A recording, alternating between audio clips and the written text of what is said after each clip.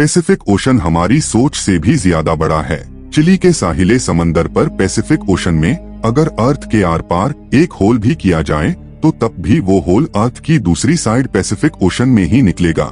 मेरे YouTube channel पर एक बार फिर से आप सबको खुशामदीद। दोस्तों, दुनिया में टोटल 5 ओशन पाए जाते हैं। इन 5 ओशन में से सबसे बड़ा ओशन पैसिफिक ओशन है, जो कि 165 मिलियन स्क्वायर किलोमीटर के एरिया पर फैला हुआ है।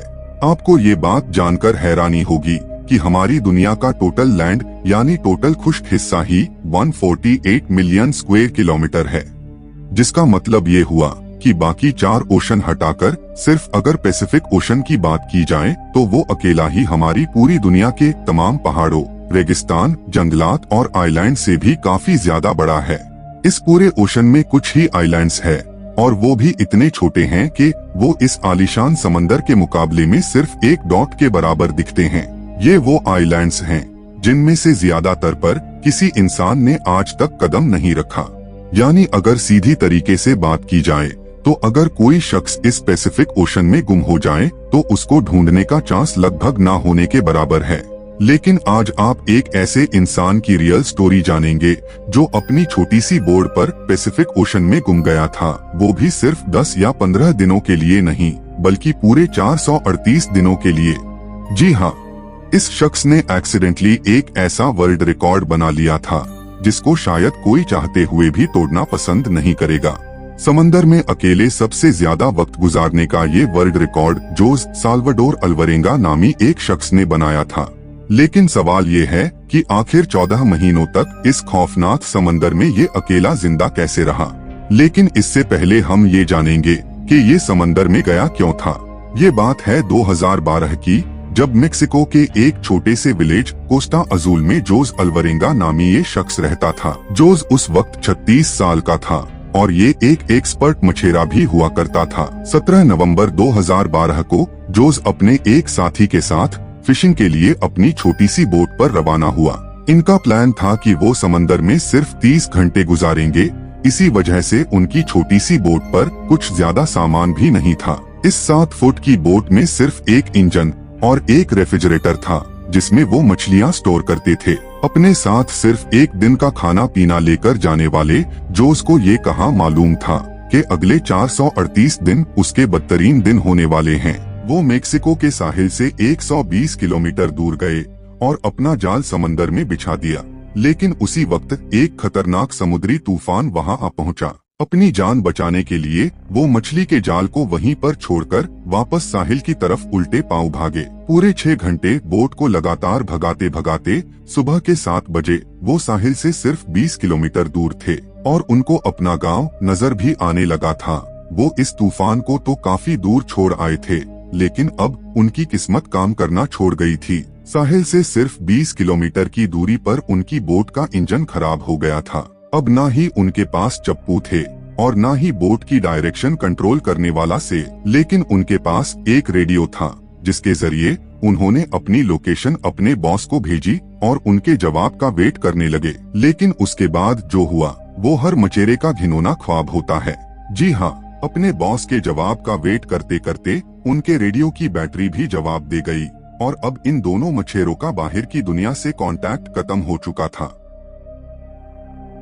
जोस अल्वरेंगा और उसका साथी अभी इसी शौक में थे कि अचानक वो हुआ जिसका बिल्कुल भी अंदाजा नहीं था। तेज हवाओं ने उनको वापस समंदर की तरफ धकेलना शुरू कर दिया था और जो साहिल उनको नजर आ रहा था वो आहिस्ता आहिस्ता उनसे दूर होता चला गया। उनके बॉस ने एक सर्च पार्टी भी बनाई और उनको पैसिफिक ओशन में भी ढूंढा, लेकिन अब बहुत देर हो चुकी थी क्योंकि जैसे जैसे दिन गुजरते जा रहे थे जोस और उसके साथी का बचना काफी मुश्किल समझा जा रहा था।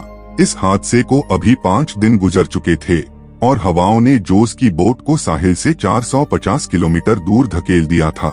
वो समंदर के ऐसे हिस्से में पहुंच चुके थे जहां हर तरफ सिर्फ पानी ही पानी नजर आ रहा था। उनको मालूम था कि उनकी बोट इतनी छोटी है कि उसको दूर से भी स्पॉट नहीं किया जा सकता। ना ही उनके पास कोई फ्लेयर गन थी और ना ही वो आग लगाकर धुएं से सिग्नल दे सकते थे।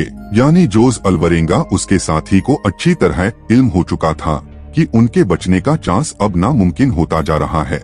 जो खाना पीना वो साथ लाए थे वो पहले ही खत्म हो चुका था। इसीलिए अब पेट भरने के लिए उन्होंने अपने हाथों से ही उन परिंदों को पकड़ना शुरू दिया जो उनकी बोर्ड पर आकर बैठते थे, या फिर बोर्ड के आसपास मौजूद मछलियों को पकड़कर कच्चा खाने लगे। समंदर का खारा पानी पीने से इंसान की मौत हो सकती है। इसी वजह से उन्होंने बारिश का पानी समंदर में तैरने वाली प्लास्टिक बॉटल्स में जमा करके पीना शुरू किया।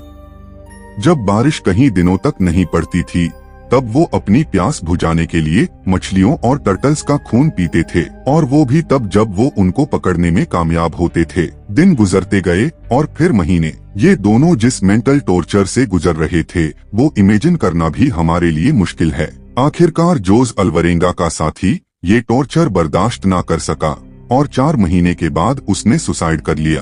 अब इस छोटी सी बोर्ड पर बात करने के लिए भी जोस के पास कोई नहीं था और वो चारों तरफ गिरहे समंदर में अकेला जिंदगी गुजारने लगा। एक अंदाजे के मुताबिक जोस पैसिफिक ओशन के उस हिस्से में मौजूद था जो दुनिया का खामोश तरीन हिस्सा माना जाता है। हत्ता के यहाँ से कार्गो शिप्स भी कभी कभार गुजरती है। मेक्सिको के साहिल से निकले 6 महीने से भी ज्यादा हो चुके थे और इस दौरान जोस ने अपने साथी को भी खो दिया था। इसी वजह से वो काफी ज्यादा फ्रस्ट्रेट भी हो चुका था। एक दिन जोस को दूर समंदर में एक कार्गो शिप गुजरती दिखाई दी। पिछले 6 महीनों में वो पहली शिप देख रहा था और ये मंजर देखते ही उसकी जिंदा रहने की उम्मीद वापस से जागने लगी। जोस ने कार्गो शिप की तरफ हर तरह से इशारे किए, लेकिन बदकिस्मती से शिप के क्रू को ये छोटी से बोट नजर नहीं आई और देखते ही देखते उसकी जिंदा रहने की उम्मीदों पर एक बार फिर से पानी फिर गया। इमेजिन करें कि समंदर के बीचों बीच एक दिन मौत से लड़ने के बाद जब आखिरकार जान बचाने का आसरा मिले और वो भी इग्नोर करके चला जाए तो कैसा लगेगा।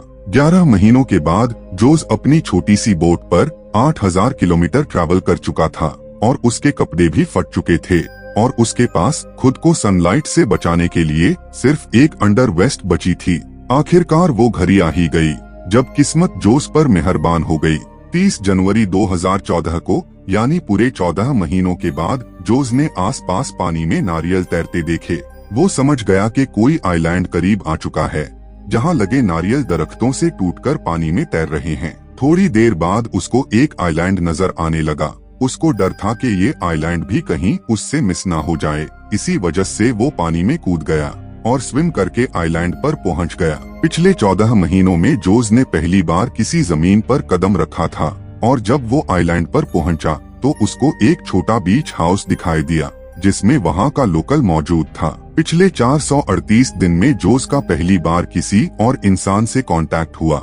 ये आइलैंड मार्शल आइलैंड का एक रिमोट आइलैंड था जिसको इबोर्न अटोल कहा जाता है और ये आइलैंड जोस के स्टार्टिंग पॉइंट से 11,000 किलोमीटर दूर था। ये भी जोस की किस्मत थी कि वो समंदर में एक छोटे से डॉट जितने आइलैंड के करीब पहुंचा था, वरना जोस से अगर ये आइलैंड भी मिस हो जाता तो अगला स्टॉप इसका फिलीपींस में होता जो इस आइलैंड से भी 5000 किलोमीटर दूर है। वहाँ से जोस को वापस अपने घर भेजा गया जहाँ पहुँचते ही वहाँ उसे एक और मुसीबत ने खेल लिया।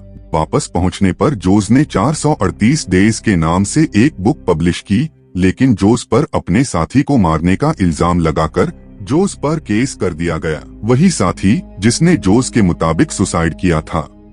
उम्मीद है ये वीडियो आप लोगों को पसंद आई होगी।